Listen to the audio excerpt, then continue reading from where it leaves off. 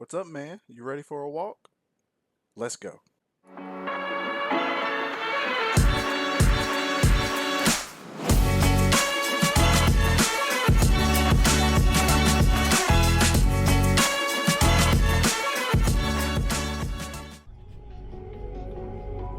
Iroh,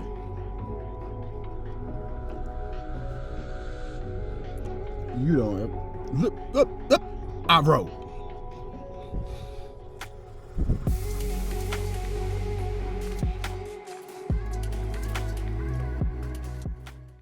Oh, yeah. What's going on, guys? And welcome back to another walk with me and my favorite, our best boy, Iroh. Ah, beautiful day. Yet again, you see how green it is? Not so green right now, might I add, nearing the end of November when I'm recording this voiceover, but still green in some places, maybe still at the green way. So we're just out enjoying this beautiful walk. And on this walk, and thanks to a few Reddit posts and a few things that always seem to happen in my neighborhood, I just want to get something off my chest and let you know. There are some annoying dog owners out here. Annoying. And let me give this disclaimer.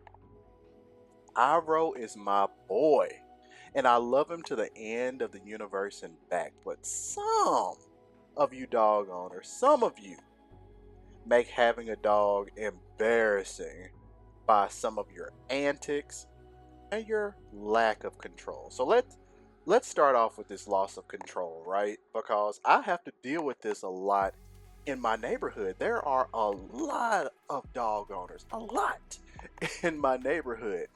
And the funny thing is, when I was looking to move into my neighborhood, I didn't hear a single dog. But now that I'm here, oh my goodness. The fence fighting, the madness, it's nonstop. It's nonstop. But let me tell you about this loss of control, right? Because if you have a dog, you should always be able to maintain control. So let's talk about an example of when control was lost. Control went to hell in a handbasket, right? Me and Iroh, we're just out on a nice walk, minding our business. Me and Iroh tend to walk 3 to 4 miles per day. I want to say as the winter comes around, maybe that gets around to that 2, 2.5, but we're trending around that 3, 3.5 miles a day. We're walking on our usual route. We see this one annoying dog that we always see, and the next thing I know, this maniac jumps over the fence and starts rushing towards me and Iroh. Meanwhile, other dogs on the other side of the street that actually stay behind their fences, they're losing their minds. So, mind you, these dogs will be losing their minds anyway because me and Iroh walking down the street seem to be the only excitement that they ever get. But Mr. Finch Jumping Maniac, this is the second time that he has done this. And see, when you lose that control, it's dangerous for your dog and it's dangerous for everybody else. Because here's the thing, me and Iroh, we're on our walk. So Iroh is going to be looking to protect me. He's going to be looking to protect himself. I'm going to be looking to protect me. I'm going to be looking to protect my dog. So if your dog gets a swift kick, you should have maintained control of your dog. I've also had a dog that's just ran out from a fence that wasn't even closed in. And the owner was nice. They was like, hey, he's friendly, XYZ. But here's the thing. Just because you let me know that your dog is friendly does not suddenly mean that our dogs are going to be picked up from that situation by the magical claws of the universe and removed. It does not mean that nothing is going to happen, and that does not mean that I may or may not want to deal with you in the future. That yelling, he's friendly or she's friendly, doesn't suddenly make everything okay. And then also, when it comes to loss of control, this is control that you didn't lose, you just don't care to have. Ignoring leash laws. If you're in the public, your dog needs to be on a leash. You see, we're walking on a greenway path, my beautiful greenway path in the city that I live in. Absolutely amazing. But here's the thing, there are some people that they'll just have the leash following behind the dog, or they're like, oh, well, it's not a lot of dogs out here, so I could just walk without a leash. If you're in a public area, you maniacs, walk with a leash. I don't care if you don't like it, but it is for your safety, it is for my safety. Because Iroh is a very nice dog, but he does not like being barked at by other dogs, and he does not like other dogs charging at him. Get some control of your freaking dogs. Number two, lack of independence. And this comes from a Reddit post. Oh my goodness. So we had a Reddit post, and I'll plaster it on the screen. There you go. We had a Reddit post where, on dog advice, the dog owners, they were feeling guilty about going on a vacation. Now, here's the thing. It's all about balance, people. You have to be able to leave your house. If you act like you can't travel, you can't go out, and you won't do anything because of your dog, you have a problem. And here's the thing, none of this is the dog's fault. This is your fault. You're creating separation anxiety by never allowing your dog that alone time. Your dog needs that alone time so it can grow in its own confidence and become a more confident being without you. This creates a dog that's unsure of itself. And trust me, we all know if your dog isn't confident, no matter how old, big, or nice good old Fido can be. Right? It's pitiful because here's the thing, people. At the end of the day, just like your dog, you have a life to live. Friends are going to come into town, vacations are going to come up. No one is saying that you're going to abandon your dog. But this thought as if you can't do anything without your dog, you can't go anywhere, you can't leave your dog for a little bit, that's an obsession.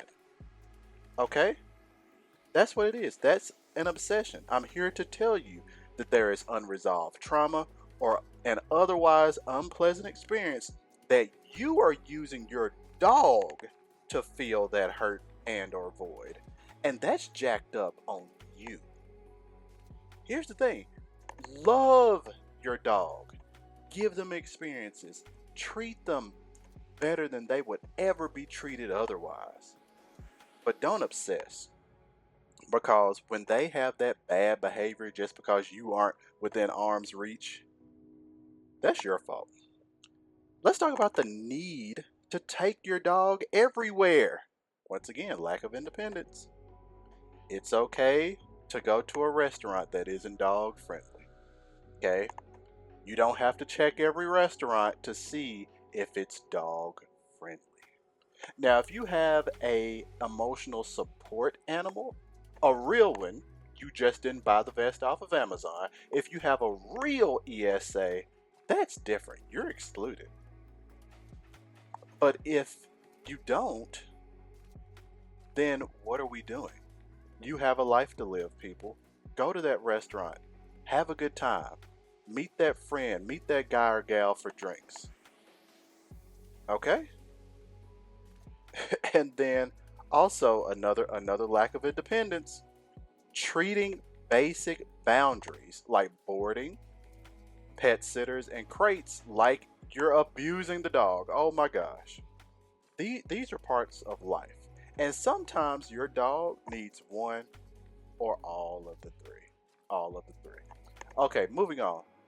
Number 3. Let's talk about lack of accountability. And I see these all the freaking time. And I'm going to start off with the biggest offender. The biggest offender. Not picking up after your damn dog. I need you to get close to the screen. If you're listening to this, pull over in your car. And I want you to hear me when I say this. If you're not offended at this point of the video, you might get offended by this because maybe this one applies to you. If you cannot pick up your dog's poop 99% of the time, you shouldn't have a dog. Your dog is your responsibility. Places where you take your dog is still your responsibility.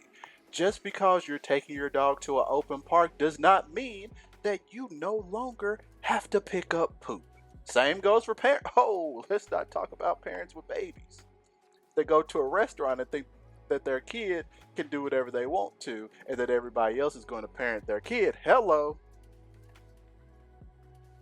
Also, let's talk about pushing your dogs onto strangers. You don't know how many times people just feel as if your dog has to meet their dog. No, my dog is not going to meet your stupid dog. I'm sorry. We don't know how this exchange is going to be. If it's a female dog meeting a male dog, it's usually fine. Two males, you never know. So what do? I exercise caution. If I see another dog approaching, I step off the path or I completely turn around and reroute. Smart dog owners do this. Let's talk about another one. Letting your dog bark, jump, or misbehave without correction. Your dog is not beyond reproach. Let me tell you something. When it comes to a relationship between you and your dog, you're at the head, not your dog. Okay? Some of you need to get that together.